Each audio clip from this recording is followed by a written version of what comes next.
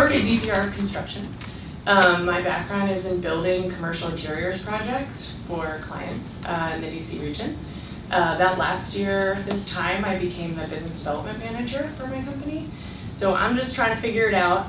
I want to share what I learned because I think that a lot of people feel like sales is either a dirty word or a, you know, some like mythical thing that happens and certain people have it and certain people don't.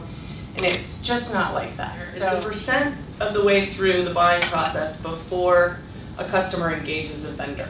So how far do you think a customer is through the buying process when they engage you to talk about services? 75. 75? Yeah, it's less than that, but that's scary, right? Because if you're, you know, so the real number is 57%. So if you think about that, what's left to talk about when they're 57% through the process, right? They already think, ooh, man, handwriting. They already think that they know a lot about what they're trying to buy, right?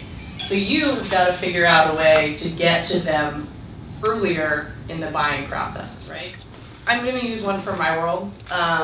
So let's say there's a small tech company called Google that wants to build a new space, and they don't really know what to do. So they might call Natalie and say, you know, you guys are good at this stuff. Can you help me figure out how much space I need and where I want to, you know, how many desks and, you know, what I want, you know, what I want it to look like. And that's great. And she'll do that. And then they'll get through the process and they'll make drawings and they'll whatever. And then when they've done the drawings and they've gone in for permit, then they'll come talk to me as a general contractor and then 3 other GCs, and they'll make us lump sum hard bid it. And so my goal would be to have a relationship with Google and Natalie, and so I call Natalie and she calls me and says, hey, they're looking for this, you know, maybe could you help with budgeting, or we're doing a feasibility study, you know, can you give us some feedback on constructability, things like that. So it's really about swimming upstream. So that's something that we talk about a lot is, because honestly, if the RFP comes out and we know nothing about it, the odds that we're going to win are so low. So we almost we would say no a lot of the times if we don't know that the RFP is coming out. And so, you know, if I know that she's looking for a new architect or something, I've got my ear to the ground to find somebody that I know that would be a good fit for her company.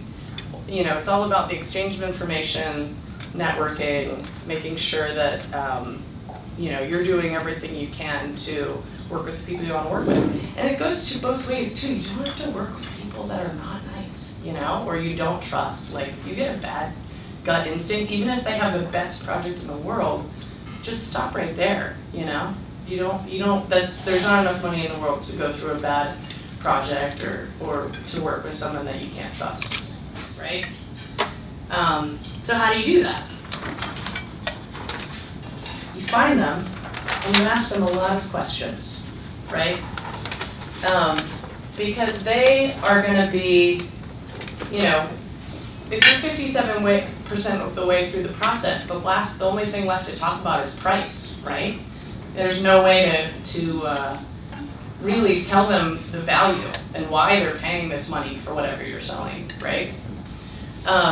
And once that RFP or that, you know, in my world it's an RFP, in your world it might be something that the government puts out, solicits for, you know, information or whatever. Once that's on the table and they're talking about price, they can no longer tell you anything about the process or the project or whatever. So in the first part, you want to be asking them as many questions as you can before that window closes. Questions that you ask. You don't have to be there talking about what you're selling because that can be just noise to them, right? But if you're asking them about their business, you're showing them that you really want to understand what they're doing and they will remember you.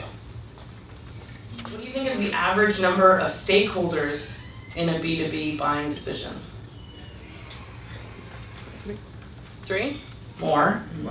12. It's a little high. Unambitious. Any more guesses? 5.4. 5.44 on average. So this idea that there's this one person in the back room making decisions is no longer valid, right? We live in a much more complex world. There are a lot more people making these decisions.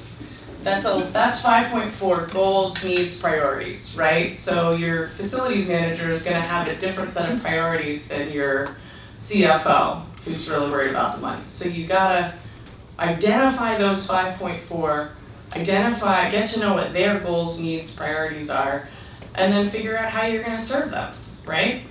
So that leads to zippering. And this is something I talk a lot about at work because it can't be just me out there talking to people, right? I gotta have my regional managers gotta be involved, all my estimators have to be involved, accountants.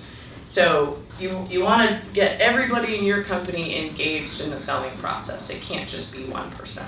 Percent of customers starting the buying process with informal online research. What percent do you think that is? Any guesses? Come on. 90? 78%. So your customers are mostly going to the internet. So that means you need to brush up your LinkedIn profile.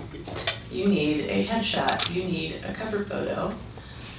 There's a lot of other tips and tricks, and LinkedIn is pretty helpful with that stuff.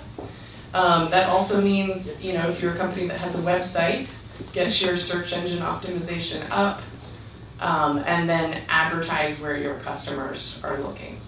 And I'm happy to talk to you about your LinkedIn profile. I've done a class on that too, so if you have any questions, come find me afterwards. Oh, and I wanted to write that down because I also know that people remember things if they hear it and see it. So I'm gonna put down 78%. So that doesn't mean that you get out of meeting people in person, right? So what are some reasons to meet? It means a lot to program managers and acquisitions directors if you actually take the time to go sit down with them by emails. 99% of your competitors are going to send emails or send one link to that acquisition person and say, here, you can find out everything you need to know about my company via this link to my website. But if you take the time out of your day, it shows your customer or potential customer that you actually care about their mission, whether you're getting paid or not. Absolutely.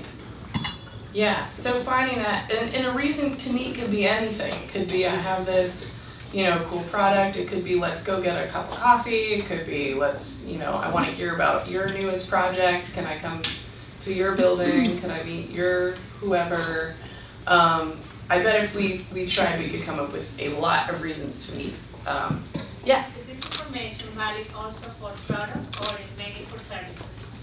Oh, it's valid for products too, as long as it's business to business. Yeah.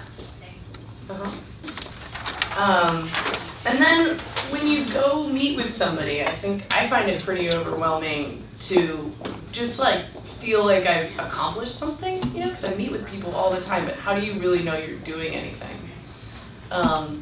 So I wrote down an example of a call objective. Share our innovative approach with Joe Smith. Who thinks that's a good call objective? Great. It's a horrible call objective. You want to have a call objective that gets them to do something, and that is one way to measure success in sales. So discuss our innovative approach with Joe Smith and get him to set up a meeting with the CFO next week. So something where you can check a box, right?